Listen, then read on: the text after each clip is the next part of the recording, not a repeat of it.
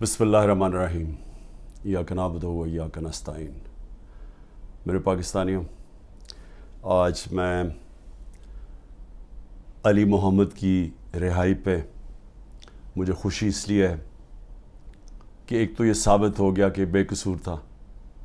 اس کو تقریباً 80 دن علی محمد کو انہوں نے جیل میں رکھا۔ اس کے باوجود یہ ثابت ہو گیا کہ کوئی ان کے پاس ایویڈنس نہیں تھی علی محمد کو کہ وہ کسی قسم کے تشدد میں وہ شریک ہوا۔ اور یہی کیس شہریار افریدی کا ہے، وہ بھی اس کو بھی بیل مل گئی ہے۔ وہ بھی ایچ کیو کیس جو ہیڈ کوارٹرز کا تھا، اس میں سے بھی وہ ان کے پاس کوئی ایویڈنس نہیں تھی۔ 9 مئی کو جو مجھے کوشش کی تھی 30 میرے اوپر دہشت گردی کے کیسز کیے، جب میں جیل میں تھا۔ ظلم بھی میرے سے ہوتا ہے، غیر قانونی آئینی طور پہ مجھے وہاں جس طرح پکڑ کے لے کے جاتے ہیں مجرموں کی طرح، اور اس کے بعد جب میں جیل میں ہوتا ہوں تو میرے پہ کیسز ہو جاتے ہیں کہ میری وجہ سے یہ جو جلاؤ گھرا ہوا۔ اور اس میں بھی مجھے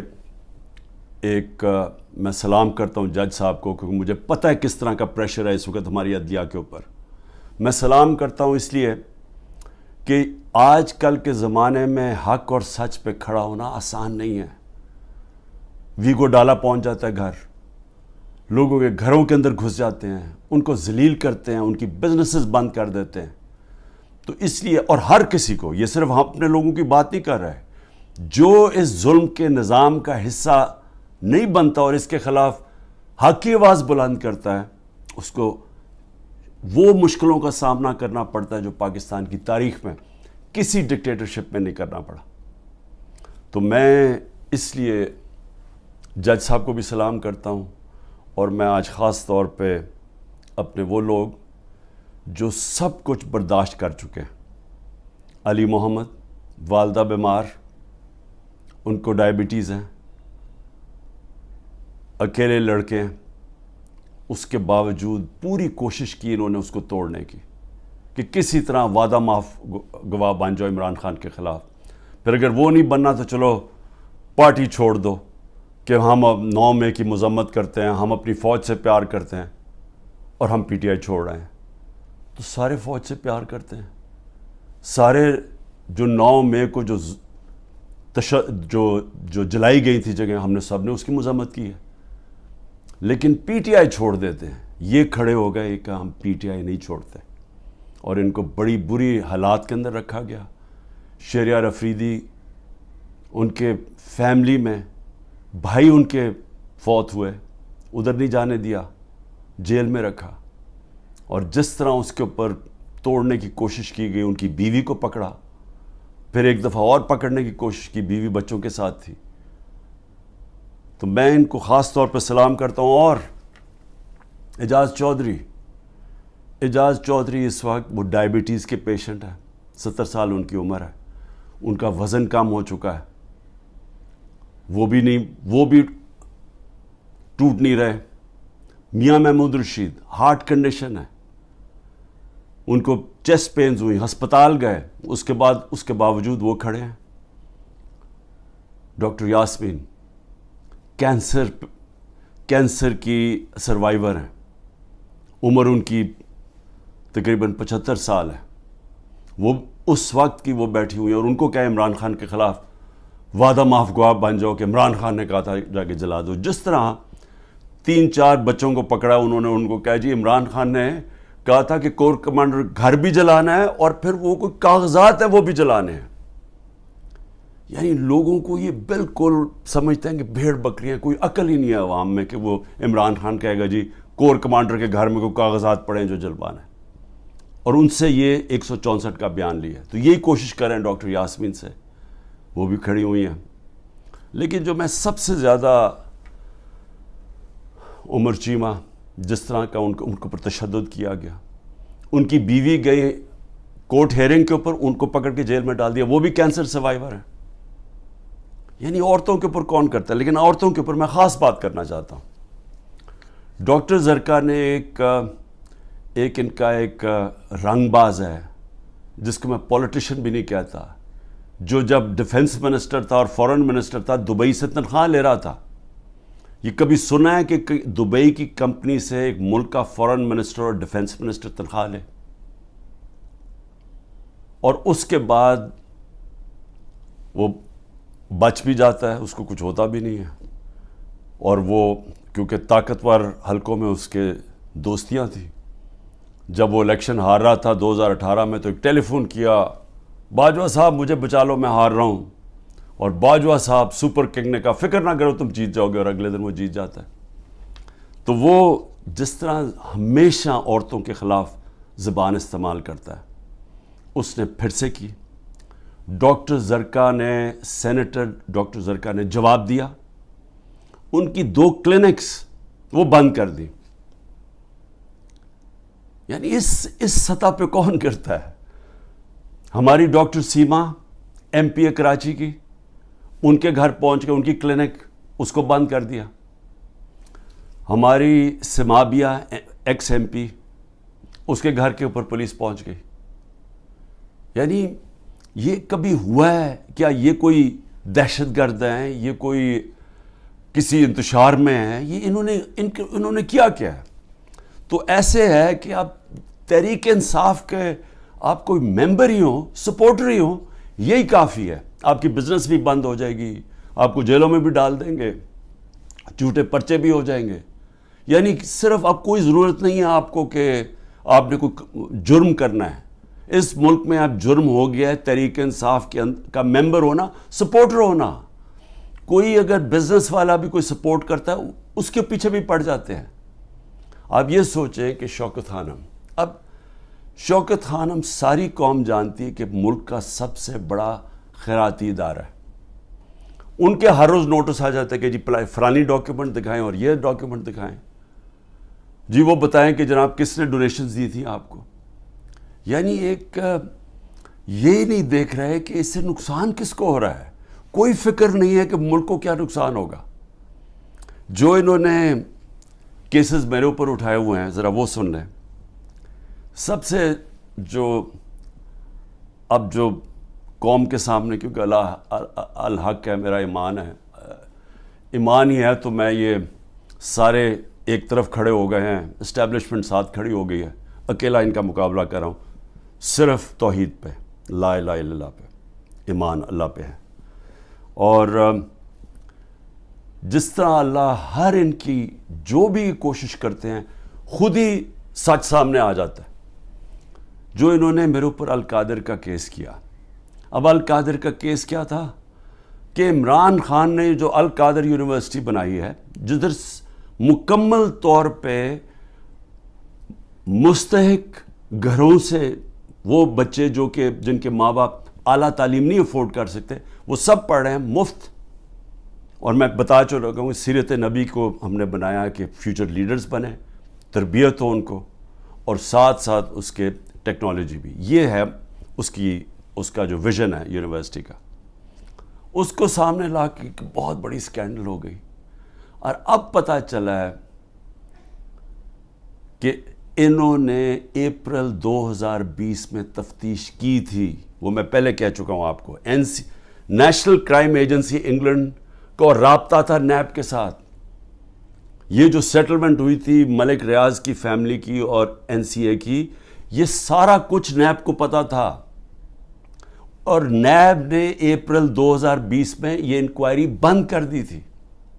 ایک دفعہ انکوائری بند ہو جائے وہ نہیں کھول سکتے آپ. اور انہوں نے جو سب سے بات جو چھپا لی, جس کے اوپر اصل بات ہونی چاہیے, کہ این سی اے نے ملک ریاض کا جو پیسہ تھا وہ فریز کیا کیوں؟ وہ منی لانڈرنگ کی وجہ سے نہیں کیا.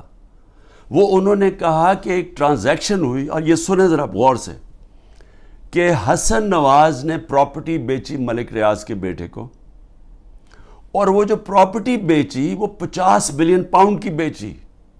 انہوں نے کیوں, نیشنل کرائم ایجنسی انگلینڈ نے کیوں اس کے اوپر ایکشن لیا؟ اور ایکشن کیا لیا؟ ان کے اکاؤنٹ فریز کر دیے. کیوں کیے؟ کیونکہ پراپرٹی کی قیمت آدھی تھی. انہوں نے دیکھا کہ اس کی قیمت آدھی تھی, یعنی وہ 25 ملین پاؤنڈ کے ارد گرد اس کی قیمت تھی, 50 ملین پاؤنڈ کیسے دے دیا اس پراپرٹی کو؟ نواز شریف تب پرائم منسٹر تھا. یہ 2000 جب ہوا، یہ 16-17 میں جب پرائم منسٹر تھا، تو پرائم منسٹر نے اس وقت اپنا زور لگا کے وہ دگنی قیمت کے اوپر پراپرٹی ملک ریاض کو بیچی. یہ پہلے تو یہ بتائیں پیسہ کدھر سے آیا؟ کدھر سے حسن نواز کے پاس اتنا پیسہ آیا؟ جب وہ ملک سے باہر بھاگے ان سے یہ سوال پوچھے گئے نا، کیونکہ بتا ہی نہیں سکتے. پیسہ چوری کا تھا، اور پھر وہ پراپرٹی دگنی قیمت پہ بیچ دیتے ہیں ملک ریاض کو. وہ کس لیے بیچی؟ اور وہ اصل کہانی وہ ہے آل قادر کی. اصل وہ اس کے اوپر بات نہیں کر رہے. کوئی پوچھ نہیں رہا نواز شریف سے کہ بتائیں جی بیٹے نے یہ پراپرٹی اور آپ کو کیوں اتنی مہنگی پراپرٹی خریدی ملک ریاض نے. اور یہ بھی ہو گیا کہ یہ سارا کچھ پتا تھا نیب کو. ان کا جو ڈپٹی وائس چیئرمین ہے اس وقت نیب کا، وہ اس کمیٹی میٹنگ میں بیٹھا ہوا تھا جب یہ کیس کلوز کیا گیا. مجھے 3 گھنٹے انہوں نے بٹھایا سوال کرتے ہوئے، میرے سے پوچھا، جب ان کو سارے پتا تھا جواب، کیونکہ وہ ڈپٹی چیئرمین کو بھی پتا تھا، پروسیکیوٹر جنرل کو بھی پتا تھا. اس وقت جو ڈائریکٹر تھے نیب کے پنڈی میں، منگی صاحب، وہ بھی بیٹھے ہوئے تھے اس میٹنگ پہ. تو ان کے پاس تو منٹس پڑے ہوئے ہیں اس کے. تو پھر یہ کیوں میرے اوپر سارا کچھ کیا، اور یہ جو میرا وارنٹ نکالے اور مجھے اریسٹ کیا. اور دوسری یہ جو توشہ خانہ ہے، یہ توشہ خانہ ایک عام کیس نہیں چل رہا ہے، یہ ایسے ملٹری ٹرائل چل رہی ہے. یعنی کہ ایک فیئر ٹرائل کا مجھے موقع ہی نہیں دیا جا رہا.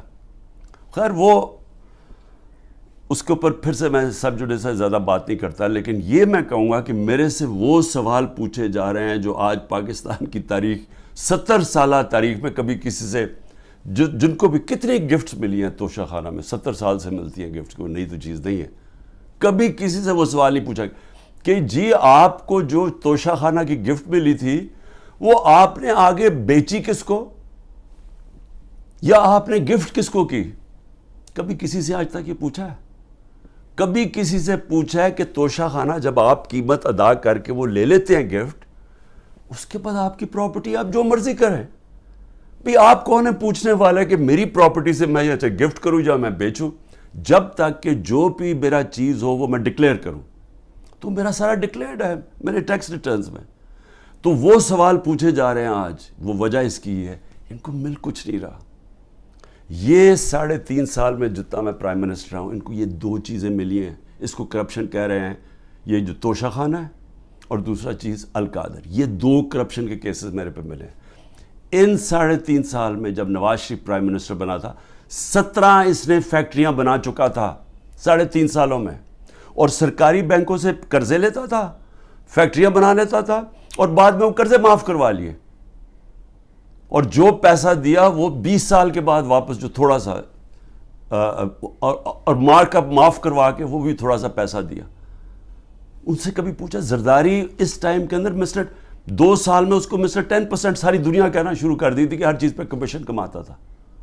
تو یہ 2 چیزیں ملی ہیں 3.5 سال میں، اور انشاءاللہ یہ میں ثابت کروں گا جب کیس آگے بڑھے گا. لیکن موقع دینا چاہیے مجھے پوری طرح جواب دینے کا. دوسری چیز جس کے اوپر میں بات کرنا چاہتا ہوں وہ ہے کہ یہ جو سائفر کے اندر، اور سائفر کے اندر میں پھر سے واضح کر دوں کہ بڑے کلیئر قانون بنا ہوا ہے. سائفر ہوتی ہے فورن آفس کے اندر، جو سیکرٹ کوڈ وہ فورن آفس پہ رہتی ہے. یہ انسٹرکشنز ہیں کیبنٹ ڈویژنز کے. اس کے اندر کوئی اور کسی کے پاس وہ جو کوڈ والا سائفر ہے وہ نہیں جا سکتا. اور جو میرے پاس آیا تھا وہ مجھے پھر سے بلایا، بڑا اچھا ہے، ایف آئی آر کے سامنے پھر پیش ہوں گا. لیکن جو مجھے کہتے ہیں کہ آپ نے وہ جو سائفر کے اندر چیز لکھی ہوئی تھی وہ پبلک کر دی. وہ پبلک تب ہوئی جب میں نے نیشنل سیکیورٹی کونسل کے سامنے رکھا، جو کہ ملک کا سیکیورٹی کا سب سے بڑا ادارہ ہے. اس ادارے کے اندر پہلے رکھا، اس ادارے نے وہ سائفر کو دیکھا جو اس کے اندر لکھا ہوا تھا، وہ نہیں جو کوڈ ہے، جو اس کا مفہوم تھا. اور اس ادارے نے فیصلہ کیا کہ امریکہ کو ڈیمارش کرنی چاہیے کہ انہوں نے ہمارے اندرونی حالات میں مداخلت کی ہے. یہ جب نیشنل سیکیورٹی کونسل نے کہہ دیا پھر سب کو پتہ چل گیا کہ کیوں کہا ہے، کیونکہ وہاں سے ایک ان کے آفیشل نے کہا کہ جناب عمران خان کو جب تک آپ ہٹائیں گے نہیں نو کانفیڈنس پہ، تو پاکستان کے اوپر بڑی مشکلات ہوگی. تو یہ تھا اس کا، تو یہ سب کو پتہ چل گیا. اس کے بعد تو اس میں کیا سیکرٹ رہ گئی، پھر کون سی سیکرٹ میں نے وائلیٹ کی، تو یہ بھی انشاءاللہ آ جائے گا سامنے. لیکن ایک چیز ہے کہ وہ جو سیکرٹ کو جو تھی وہ یاد رکھیں، اس میں گورنمنٹ بدلی گئی. یہ سازش ہوئی تھی میرے خلاف نہیں، پاکستان کے خلاف. اور جو وہ گورنمنٹ بدلی گئی، میں صرف آپ کو بتانا چاہتا ہوں کہ اس کے بعد ہوا کیا. آج پاکستانیوں کو کس چیز سے گزرنا پڑ رہا ہے. 16 روپے یونٹ بجلی تھی جب ہم گئے اپریل کے اندر، آج بجلی 50 روپے یونٹ پہ پہنچ گئی ہے. آپ ذرا پوچھیں تنخواہ دار لوگوں سے کہ ان کے اوپر آج کیا گزر رہی ہے. یہ کون ذمہ دار ہے اس کا؟ وہ جنہوں نے سازش کر کے گورنمنٹ گرائی تھی. اور اصل انکوائری یہ ہونی چاہیے جو میں نے سپریم کورٹ کے چیف جسٹس کو کہا تھا، آپ کو انکوائری کرنی چاہیے کہ یہ قوم سے بہت بڑی سازش ہوئی ہے، قوم سے دھوکہ ہوا ہے. اور اس کا ذمہ دار جنرل باجوہ تھا. اور اس لیے کیونکہ وہ تھا، کسی نے جرت نہیں پڑی کسی کی اس کے اوپر انویسٹیگیشن کرنے کی. آٹا 55 روپے 60 روپے سے پہنچا ہے آج کے جی 150 روپے پہ. سوچیں کہ یہ عام آدمی کی خوراک ہے آٹا. اس کے بعد چاول دگنی قیمت ہوگی جو چاول تھے. چینی، ہمارے دور میں بڑا شور مچا چینی چور. ہم نے انکوائری کروائی، چینی کی قیمت 80 روپے تھی، آج چینی 160 روپے پہ پہنچ گئی ہے. سارے جو بڑے بڑے شوگر مل مافیا ہیں وہ سارے بیٹھے ہوئے ہیں آج گورنمنٹ کے اندر. اور پھر یہ دودھ بڑا ضروری ہے کیونکہ بچوں کے لیے بہت ضروری ہے. 150 روپے لیٹر سے گیا 230 روپے لیٹر پہ. اور دال جو عام آدمی کھاتا ہے 310 روپے سے 520 روپے پہ گئی ہے. 310 روپے کے جی سے 520 روپے کے جی پہ دال گئی ہے. یہ عام لوگوں کے کھانے کی چیزیں ہیں. یہ ذرا بتائیں کہ کون ذمہ دار ہے جس نے یہ جو ساری سازش ہوئی تھی. اور انشاءاللہ جب بھی انکوائری ہوگی ثابت ہوگا کہ بہت بڑی ایک چلتی ہوئی حکومت کو مشکل وقت سے جو پاکستان کو نکالتی گئی اس کو گرا کے تو یہ ہوا. میں آخر میں 2 صرف چیزیں کہنا چاہتا ہوں. ایک تو میرا پیغام ہے، یہ جو پولیس والے، یہ جو نامعلوم افراد عام پلین کپڑوں کے اندر گھس جاتے ہیں لوگوں کے گھروں میں، سارا گھر توڑتے ہیں، چوری کر لیتے ہیں، جو تشدد کرتے ہیں لوگوں پہ، جو ظلم کرتے ہیں، ٹارچر کرتے ہیں لوگوں کو جیلوں کے اندر، جنہوں نے سوشل میڈیا کے بچوں کو صرف ٹویٹس کے اوپر اٹھا لیا اور ان کو تشدد کر کے واپس بھیجا، جو صحافیوں کے اوپر ظلم کر رہے ہیں. عمران ریاض جو ابھی تک غائب ہے، پتہ نہیں کہ کدھر وہ گیا ہوا ہے. عدالتوں بھی بے بس ہو گئی ہیں، عدالتوں کے پاس بھی وہ بھی ہاتھ کھڑے کر دیے کہ جی وہ پروڈیوس کرو. ایک صحافی صرف اس لیے، اس نے تو کوئی توڑ پھوڑ نہیں کی تھی، لیکن صرف اس لیے کہ وہ ظلم کے سامنے سچ بول رہا تھا، اس کو اٹھا لیا. 4 پاکستان کے ٹاپ صحافی ملک سے باہر گئے ہوئے ہیں، ملک چھوڑ کے چلے گئے کیونکہ وہ سچ نہیں بول سکتے تھے. اور ان کے اوپر یہی قسم کا جو عمران کو پہلے اس کے اوپر تشدد کیا، پھر جو اب اس کو غائب کیا ہوا ہے، خوف پھیلایا ہوا ہے. باقی سارا میڈیا کنٹرول میں ہے. صرف وہ تب بول سکتے ہیں اگر عمران خان کی کوئی برائی ہو، پروپیگنڈا، وہ بول سکتے ہیں. وہ کوئی سچ نہیں بول سکتا آج. اور مجھے افسوس یہ ہے کہ ان میں سے جو ہم بڑے بڑے نام سمجھتے تھے کہ وہ صحاف کے لیے ان کی بڑی قربانیاں ہیں، وہ بھی آج گھٹنے ٹیک کے سامنے بیٹھے ہوئے ہیں. لیکن مجھے افسوس اور ہے ہیومن رائٹس آرگنائزیشنز پہ. مجھے افسوس ہے جو کہتی ہیں ہم عورتوں کے لیے NGOs بنے ہوئے ہیں، ہم عورتوں کے لیے حقوق کے لیے کھڑے ہیں. یہ واحد پارٹی ہے پاکستان کی تاریخ میں جس نے پہلی دفعہ خواتین کو پولیٹکس میں لے کے آئیں. انہوں نے شرکت کرنی شروع کی، جلسوں کے اندر عورتیں آئیں، فیملیز آئیں. یہ پہلی دفعہ ہوا ہے ہمارے ملک میں. یہ خوشائن چیز ہے کہ ملک کی جتنی بڑی پارٹیسپیشن ہوگی پولیٹکس کے اندر، اتنا بہتر وہ احتساب کریں گے حکمرانوں کا. جتنی زیادہ بڑی ٹرن آؤٹ ہوگی اس کا مطلب کہ عوام نظر رکھ رہی ہے حکمرانوں کے اوپر. تو اصل تو ڈیموکریسی کا مطلب ہی یہ ہے کہ عوام احتساب کرتی ہے جو حکومت کرتے ہیں وہ دیکھتی ہیں ان کا، تو عوام تو آج پہلی دفعہ نکل رہی ہے، اس طرح ٹرن آؤٹ ہو رہا ہے، عورتیں نکل رہی ہیں، اور ان عورتوں کے اوپر جان کے یہ تشدد کیا جا رہا ہے باقی عورتوں کو ڈرانے کے لیے کہ وہ نہ گھروں سے نکلیں، کہ وہ چپ کر کے سہم کے بیٹھ جائیں۔ تو کدھر گئی ہیں ہیومن رائٹس جو عورتوں کو ریپرزینٹ کرتی تھیں؟ کدھر ہیں وہ عورتیں؟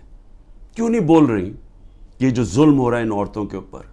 وہ بیچاری صنم اور طیبہ، وہ تو تحریک انصاف میں ان کا کوئی عہدہ نہیں ہے، ان کو جیلوں میں ڈالا ہوا ہے۔ وہ صنم کے خامد آیا، اس کو پکڑ کے لے گئے، اب ان کا گھر میں بچہ ہے، وہ کیا کرے گا؟ دونوں کو پکڑ کے لے گئے۔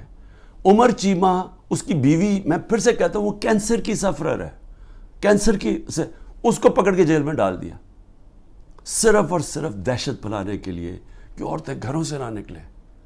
اور پھر سے کہ نہ یہاں بول رہی ہیں نہ باہر، بڑی فکر ہے افغانستان کی عورتوں کی، بہت فکر ہے،